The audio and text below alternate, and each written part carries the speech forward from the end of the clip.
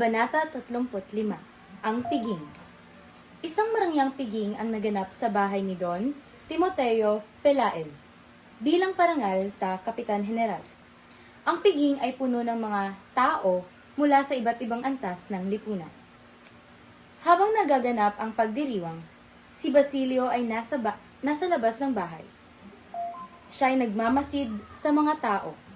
Nadama niya ang panganib na nagbabanta dahil sa plano ni Simon. Ngunit siya ay nag-aalinlangan na magbigay ng babala. Dumating si Simon sa piging. May dala siyang isang lampara na may kakaibang liwanag. Ano ulit ang dala ni Simon? Nakita ni Basilio ang pag-aalangan sa mukha ni Simon, na para bang nag-aalinlangan din siya sa kanyang pinaplano. Nais ni Basilio na iligtas ang mga tao sa panganib, ngunit siya ay pinigilan ng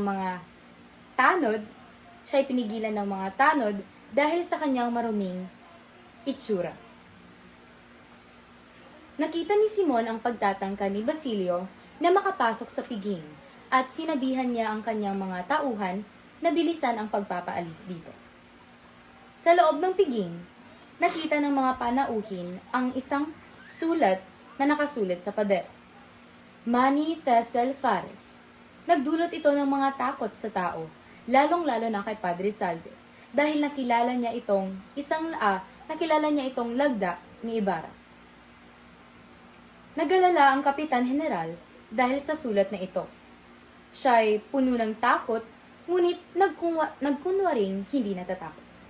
Nagpatuloy ang piging, ngunit nangibabaw sa mga tao o sa mga panauhin ang takot. Biglang nawala ang ilaw sa piging.